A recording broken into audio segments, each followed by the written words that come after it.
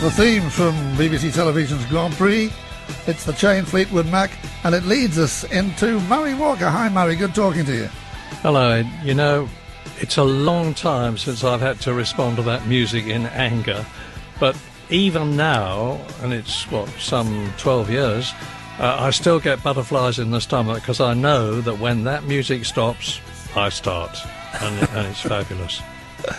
You're a local boy. You were born in Hall Green, weren't you? Yeah, I was, Ed. My mother was there at the time, and so therefore I was. The story behind it all is that my father was a very successful racing motorcyclist. He won the TT in the Isle of Man, and he won all the continental road races, and he would have been world champion one year if they'd had the same regulations then. And he worked with and rode for Norton, the very famous Birmingham company in Bracebridge Street. And my parents lived in Hall Green, which is where I was born. And last year I was talking to somebody about this at the Festival of Speed at Goodwood. And I said, you know, I've been meaning to go to Reddings Lane in Hall Green, which is where I was born, and I've been past it several times. I never had a chance to look in.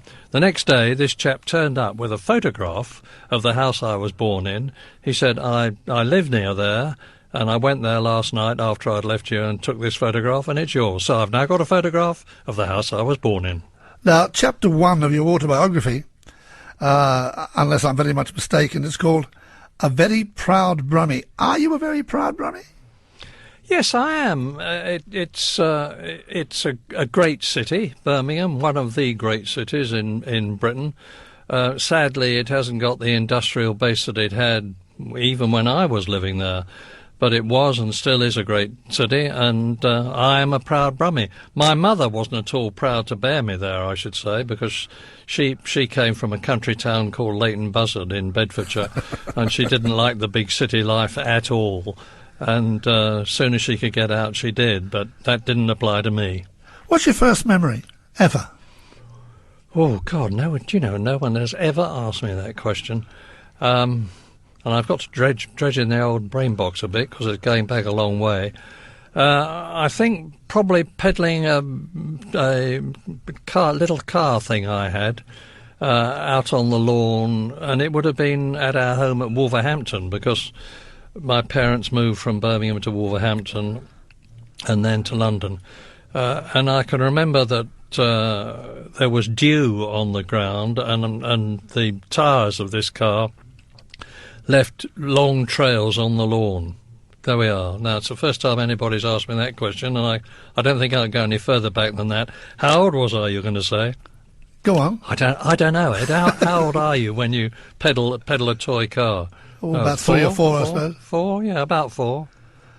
It's lovely to look back, and it's interesting that when you look back, what you remember is a car. Of all the things it could have been, it's a car. Well, I've got the book thing that a lot of proud parents have when they fill in details about the newborn baby. And my first words, apparently, were car. So maybe it's in the blood. Happy upbringing? Oh, yes. I had 2 absolutely fabulous parents. I adored both of them, and my dad died in 1962 when he was only 66, which is comparatively young these days. My mother lived to 101. Wow. So between the 2 of them, they averaged out about a normal life scale. But they were both absolutely super people, and I had a wonderful background, and I did a lot of travelling when I was young because my father was racing on the continent, and when I wasn't at school, I used to go with them. As a result of which, before the war, at a time when people didn't travel there, I mean, nowadays everybody gets in an aeroplane and flies off to backpack in Australia or Chile or something like that. In those days, if you had been to France, you were really, really big time. But I went to Austria and Holland and France and Spain with my father when he was racing. And I had a wonderful time. And just before the war, in fact, I was in Salzburg in 1939 when the Russian Foreign Minister Molotov and the German Foreign Minister von Ribbentrop signed the notorious German-Russian non-aggression pact, which the Germans then broke, and that was a considerable experience too. Do you remember much about the war? I mean, obviously you served in it. Remember it? Yeah, I certainly do, because I was very much in the war. I joined the army in 1942, and I went to the 58th Training Regiment in Bovington in Dorset, which isn't very far from where I live now. And then I went through the Officer Training Unit at Sandhurst, the world's greatest military academy. And I came out of that in 1944, the year of the invasion, and I joined my regiment, the Royal Scots Greys, who had landed in Normandy, and I fought with them right across Germany to Wismar on the Baltic coast, where my regiment actually linked up with the Russians. And I was there for the Rhine crossing and all sorts of other stimulating experiences. Yes, I remember it very well indeed. You were a tank driver, weren't you? Without pulling rank, Ed, I like to think I was a bit more than that, because I was a tank commander, and I had a troop of 3 tanks that I was responsible for, and I subsequently became the technical adjutant for the regiment. And then I left the regiment and joined the British Army of the Rhine Armoured Fighting Vehicle Schools as technical adjutant, and that was at Belsen, the notorious concentration camp. I remember going up there to do a programme for British forces in the 70s, and going up to Hona, which was the Belsen camp. There was Belsen and there was Hona next door to it. And at that point of time, I couldn't bring myself to actually go into Belsen. Clearly you must have, but I couldn't do it. Yeah, well, I can well understand it, and I mean, I should hasten to say that by the time we got there as a military unit and a training unit at that, all the horrific side of Belsen had been cleared up. Yeah, sure. But there was still this dreadful knowledge of the appalling things that had happened there, and it wasn't the happiest place in the world to work in, I have to say. Murray, you've chosen some records for us to play today, and we're going to kick off with Artie Shaw and Frenesy. Why?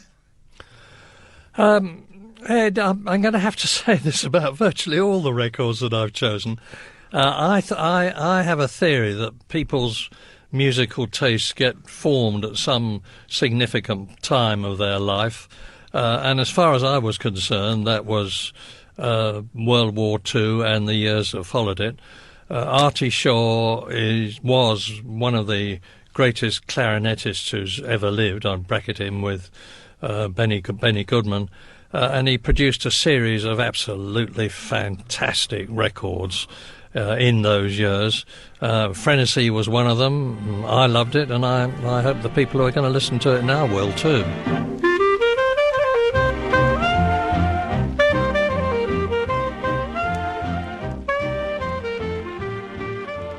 Artie Shaw and Frenesy. My special guest today is Murray Walker, one of the most famous racing commentators there is. We were working out your age. What conclusions did you come to? Well, for a bloke of about 84, you're doing awfully well. That's what we came to. Don't remind me about it, Ed, but I think you are as old as you feel, and I certainly don't feel my age. I'm very, very lucky. My parents, who I've already gone on about at some length, obviously gave me the right genes. This is all going to sound a bit pompous. I try to eat sensibly. I don't smoke. Yes, I drink, but not to excess. I go to the gym twice a week and swim, and I'm very lucky, because if you're not fit, you can't fully enjoy your life, and I am fit, and I'm fully enjoying my life. Now, your first career after the war wasn't commentating, was it? No, people quite naturally assume that I've made my living out of commentating all my life, which is a long way from the truth, because when I came out of the army, I did so having worked for Dunlop in Erdington in Birmingham at Fort Dunlop for about a year while I was waiting to go in the army. I got a business scholarship with Dunlop, and they put you through every aspect of the business. So when I when I came out of the army, I rejoined Dunlop, and I rejoined in the business area that had interested me most when I had been a scholarship student with them, and that was advertising. So I was with Dunlop for about 8 years in various aspects of their advertising empire. And then I was actually in the advertising business for 37 years because I had the whole of my business life in advertising. But then I worked for Dunlop. Then I worked for Aspro, the headache tablet company, and I had an absolutely fabulous experience in India covering the whole continent. And then I joined McCann Erickson, which was another advertising agency, particularly working on the Esso oil and petrol business. And then I joined the company I was with for most of my business career, which was a company which started as Macias and Ferguson and ended up as Darcy, Macias, Benton and Bowles. And I looked after big accounts like Dunlop, the Co-op, Mars Confectionery, Pet Foods, Electricity, British Rail, General Motors. Now, is it true that you... No, it isn't. I know exactly what you're going to say. Go on. Well, is it? Is it true? Mars a day helps you work, rest and play. For those of you at home who haven't got the biog in front of them, a Mars a day helps you work, rest and play wasn't you? I didn't think of it, Ed. I wish I had. I would be a very wealthy man if I had. I was the account director who was responsible for administering the Mars Confectionery advertising business, and it was a massive account, and it's a wonderful company. What about Trill? Did you do an only Trill budgie as a lonely budgie? with health. We all know that, don't we? And an only budgie is a lonely budgie. Trill makes budgies bounce because Trill contains sunshine grains which are rich in vitamin D that all budgies need. Is that you? Guilty, my lad. Yes. That's you. Guilty, yes. But then in 1982, you decided to retire from advertising because? Because I was a whisker off 60 years old in 1982, about 6 months off 60, and the cut-off point at the agency to shuffle off into the twilight was 60. I left 6 months early because I was actually doing so much on the broadcasting front, and I was doing a lot of international travelling for the company. And frankly, I was hardly ever at home, and I was working the most ludicrous hours on one thing or the other. And I thought something's got to go, and since I'm going to have to stop the advertising job in 6 months anyway, I'll stop now. So I stopped. And so when did the radio start? 1949. I ran them in parallel from 1949 until 1992. My first broadcasting job was the British Grand Prix at Silverstone, and then I carried through doing also anything with an engine, actually. Cars, motorcycles. Motorcycles are my first love, always have been, and I'm sure always will be. Power boats, trucks, anything with an engine I did. And I did it until 2001, and I'm happy to say I'm still doing it. A little bit more music, and then I'm going to introduce Mike Taylor to you from our sports department, great. Who's got a lot of things he wants to talk to you about. Right. Fever, Peggy Lee. Oh, boy. Peggy Lee was a bouncing, bubbly blonde who gyrated in front of the Benny Goodman Band and who I lusted after like mad. She was perfectly safe because she was about 6,000 miles away from me. Otherwise she wouldn't have been. Not if I'd had anything to do with it, she wouldn't. What a lovely way to burn.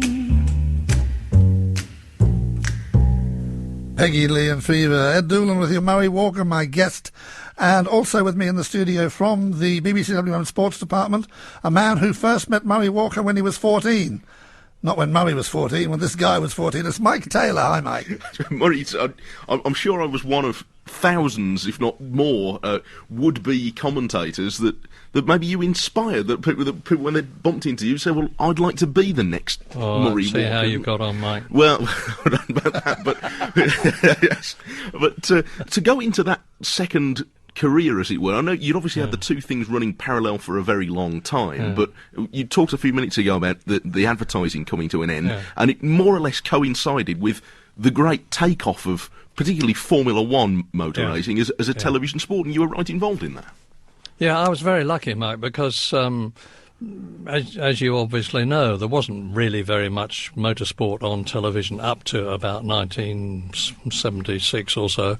And in 1976, James Hunt became the hero of Britain, partly because he became Formula One world champion and partly because he was an incredibly charismatic chap. And as a result of that, Jonathan Martin, who was the head of sport at BBC Television, decided with his peers that BBC Television was going to cover all the Formula One events and not just the occasional one. And this is at a time when the legendary Raymond Baxter had done whatever motor racing commentary was called for. I did the odd job, but I was mostly motorcycles. But Raymond, for a variety of reasons, couldn't do Formula One anymore.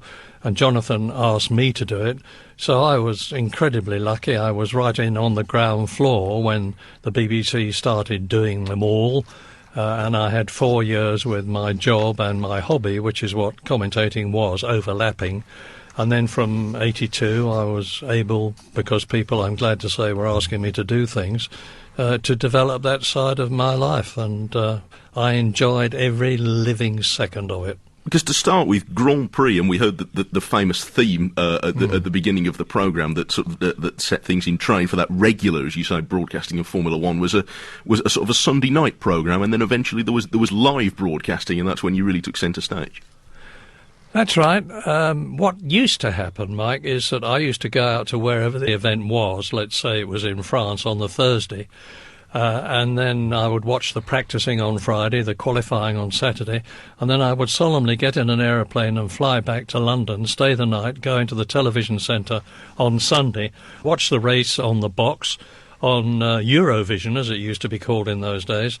The race was recorded, and then it was edited down to half an hour. In fact, it was a highlights programme, not a complete coverage programme. And I used to put the commentary on afterwards, but sometimes the timing was so tight that I just had to go on the air and do the commentary on what I saw live, not having seen any of it at all. And that really was a test, I can tell you. You became very well known very quickly. I mean, I think you were pretty well known to people who followed motorsport from having done a lot of broadcasting in it already. But now there was this increasingly a mass audience, and would it be fair to say that your style, which has been much discussed, this enthusiastic style, perhaps helped draw a little bit of attention to you? Not intentionally, but there it was. People saw an affinity with that straight away. You're very polite, Mike. I hope so. I hope so. But, not just in Britain, but in the world, because the BBC, being the mighty organisation that it is, virtually every English-speaking country carried the BBC's coverage and therefore commentary of Grand Prix. It went out to Australia years before I'd ever been to Australia. It went to New Zealand, to Canada, to India, to the West Indies, all over the world. And yes, if my passion and enthusiasm for the sport, which is totally undimmed, helped to turn people onto it, I'm absolutely delighted. That's the object of the exercise, and I always tried to remember that in commentary I wasn't there just to inform people what was happening.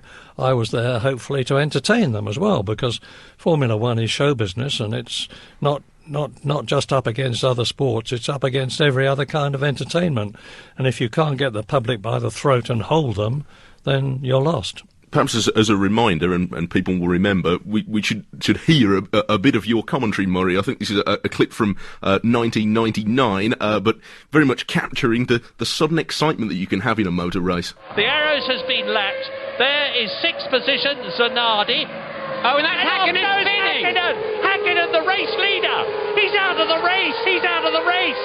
Mika Hakkinen retires on lap 30, and Heinz Harald Frentzen leads, and this could blow the World Championship wide open. And Mika Hakkinen, after the misery of Belgium, is consumed with rage, and the Tifosi are consumed with delight.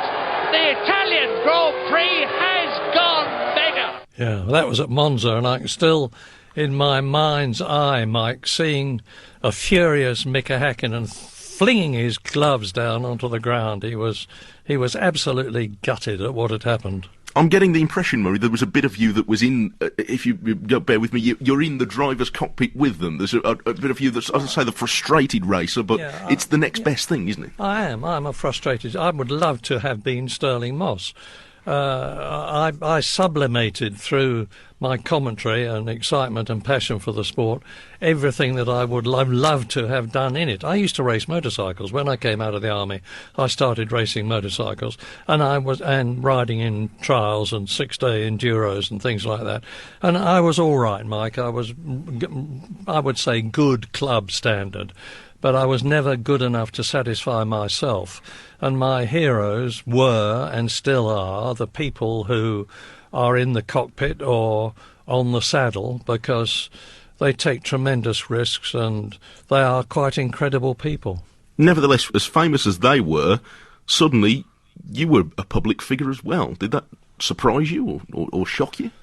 It didn't shock me. I don't know. I never consciously thought about it, Mike. Yes, you are right. I did become a public figure, and if that is so, and it was because I was in the privileged position of being able to talk to millions of people worldwide about something that was happening in front of my very eyes, and that they would give their eye teeth to be in my position to do.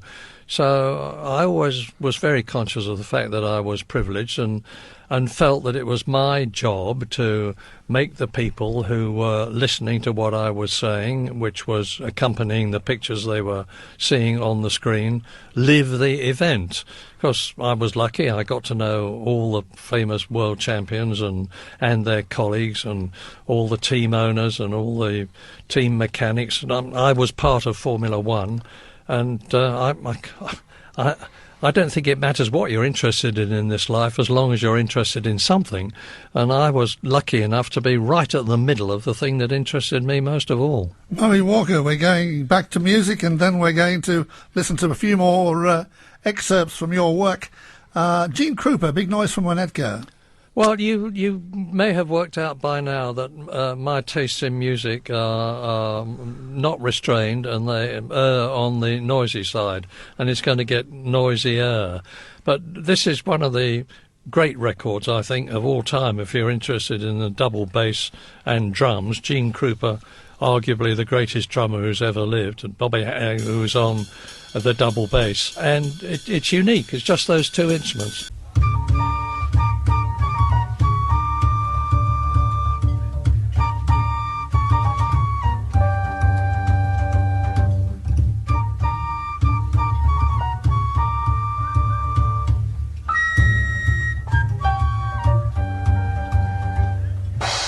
Gene Krupa, Big Noise from Winnetka. Ed Doolan with you, Mike Taylor with you, and Murray Walker with us all. Mike. We obviously heard a few clips of commentary there. We'll see if we can hear one just now, Murray, I think, coming from the Australian Grand Prix of 1994. We'll see if we can hear that one of the more famous incidents in the sport. And it will lead us to talking a little bit about your relationship in particular with British drivers in Formula One, with Nigel Mansell and Damon Hill, perhaps in particular, as we'll hear from this clip. Schumacher's lost time. Yeah. Hill goes by. Oh, out goes Schumacher. The German is out of the Australian Grand Prix, and Damon Hill only has to keep going to be world champion of 1994, but can he keep going? Damon Hill retires from the Australian Grand Prix. This will make them think even more, because Nigel Mansell is almost home and dry to win the 1994 Australian Grand Prix, and Nigel Mansell wins in Australia. Fantastic! That was quite a famous race, Murray, but with the British drivers in the thick of it, and you had a very sort of public relationship with, well, the two figures there that we heard about, Damon Hill and Nigel Mansell in particular, didn't you? Nigel's another Hall Green chap, because he lived there for quite a long time, and he's probably my greatest friend in Formula One. I first met Nigel when I went and sat on the front wheel of his Formula Ford car at Silverstone when he was in the very, very early stages of his career, chap called John Thornburn, who was looking after him, had introduced us, and he said, "This man is going far, Murray." And I had a chat with Nigel and took a great deal of interest in him all through his Formula Ford career, his Formula 3, then in Formula 2, and in Formula 1, of course, and subsequently in America. I've stayed with him in his home in the Isle of Man and various other places. We get on extremely well together. He's not everybody's cup of tea, Nigel. He's a very difficult man in many ways, very easy to offend, but he's probably the most determined person that I've ever met in my life. Very different temperamentally and psychologically to Damon Hill, the only world champion son of a world champion father, the famous Graham Hill, that is. And Damon was, and I still is, a bit introverted sort of chap. And in his World Championship year in 1996, he was under the most colossal stress and finding things very difficult indeed.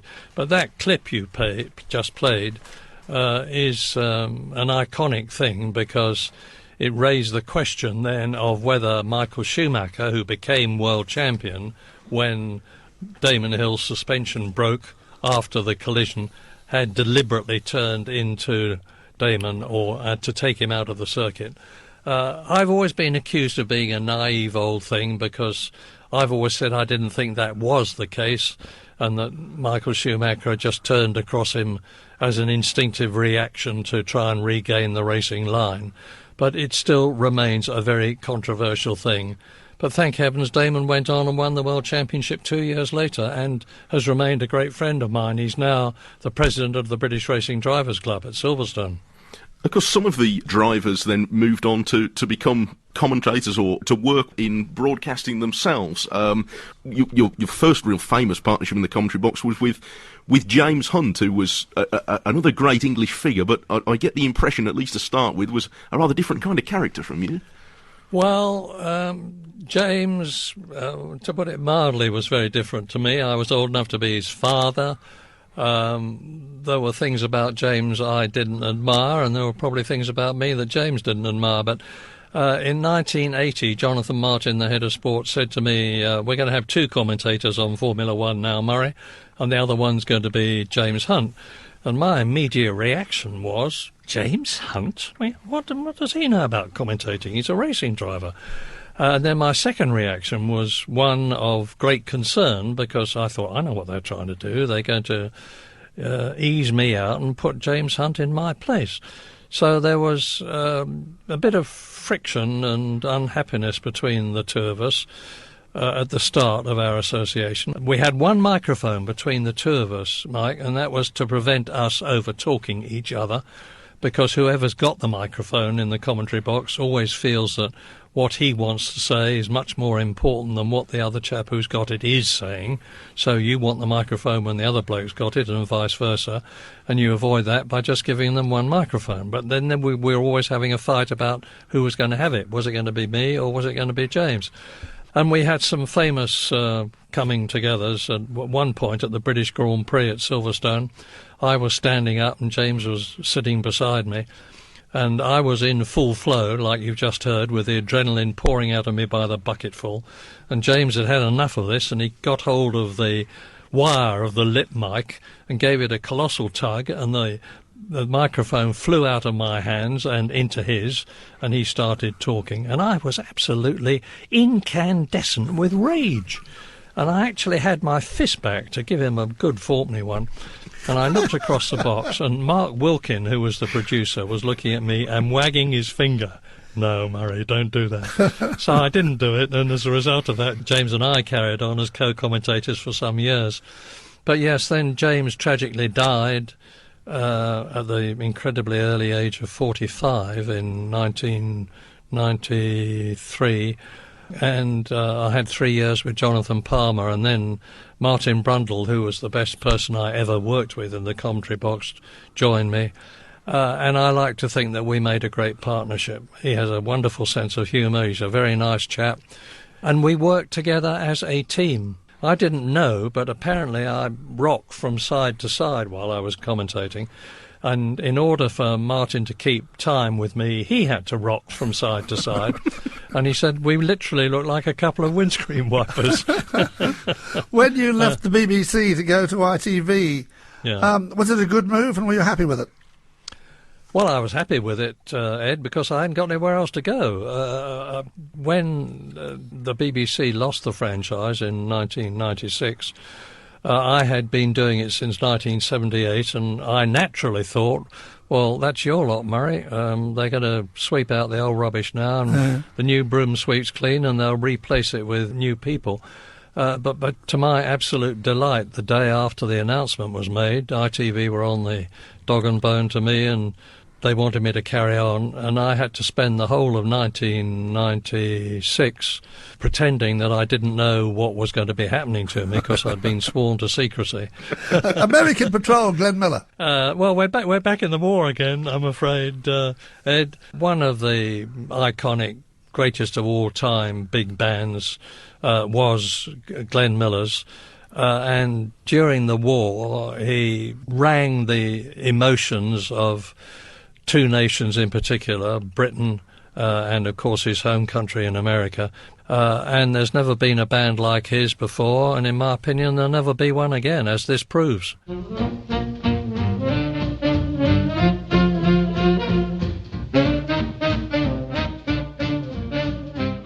American Patrol, Glenn Miller and his orchestra. Ed Doolan with you, and Mike Taylor as well from our sports department. We're talking to Murray Walker. And in front of me, Murray, I've got the Murray Walker Scrapbook, which is quite unique. I've never seen a book designed like this. And it really is extraordinary. Pictures and pictures and atmosphere. You open the book, and it just reeks atmosphere at you. I've never known a book like it. Well, I'm so glad you like it. And we went to an awful lot of trouble to put it together, we being a very gifted chap called Philip Porter and myself. Philip's a publisher. And basically he sits down and talks to me, and I recall the past, and we went through all my memorabilia, family albums, photographs I got, press cuttings I've got. I'm a bit of a magpie and I keep everything, and I'm very glad I did. And we put it together literally as a scrapbook with various headings, my childhood, my father, my army life, my advertising life, Formula One, and what I've done since. And I know I'm biased, and if I don't like it, there's going to be a problem.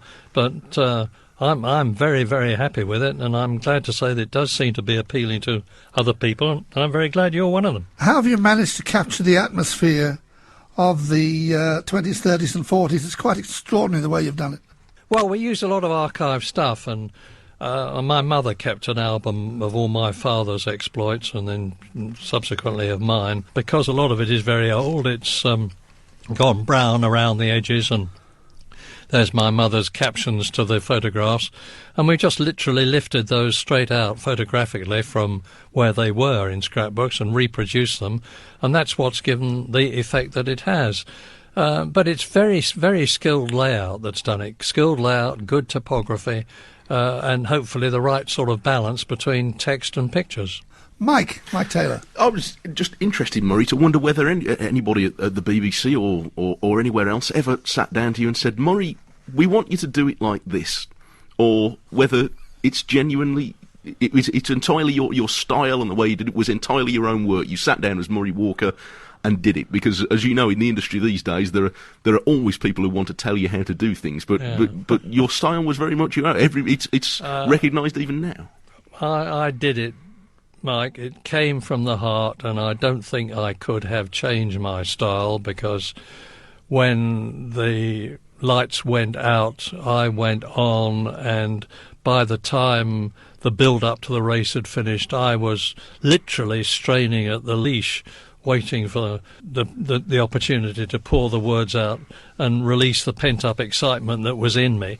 Far from somebody telling me what to say and how to say it, I used to get people telling me not to say what I was saying. I had a brilliant producer And I used to wear headphones, of course, as all commentators do, through which the producer can and does talk to you while you are commentating.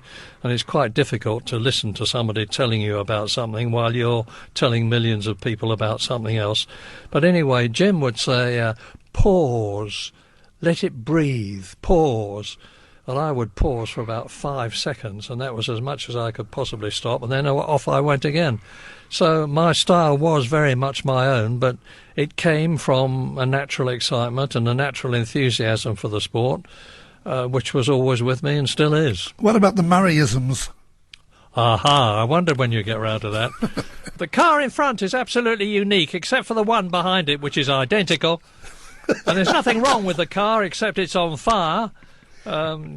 These people used to accuse me of writing things on the commentary box wall and waiting for an appropriate opportunity to produce them. That wasn't it. It came from the pent-up excitement that was being released all the time. I got a company that I love. I should imagine that the conditions in the cockpit are unimaginable. You can't see a digital clock because there isn't one.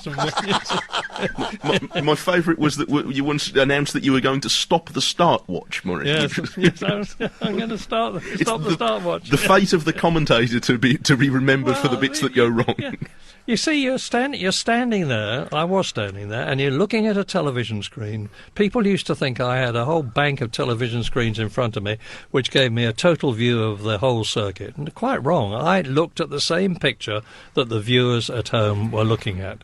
I mean, theoretically, I could have done the commentary from your living room. A lot of people thought I did it from your living room. But I just had the one picture, and I had to make that picture live. Now, you haven't got time, Ed, you haven't got time, Mike, to say, shall I say it this way or shall I say it that way? You've got to say something about the pictures that you are seeing now. Not in 5 minutes' time, not in 5 seconds' time, now. So you say the first thing that comes into your head. Now, sometimes the words come out in the wrong order, sometimes the wrong words come out, sometimes the most bizarre statements come out. But there's nothing you can do about it. If you're a full-on chap like I was, you just press on, because you probably didn't realise you'd said something peculiar anyway. Murray, it has been an absolute delight and an honour to have a chat to you, sir. It really is great. I know Mike has also thoroughly enjoyed himself being with us. Most definitely. Thank you, Mike. Could we go out with Woodchopper's Ball, Woody Herman? You certainly can, and it will be a rousing ending for all the reasons I've given you, and it's been lovely talking to everybody.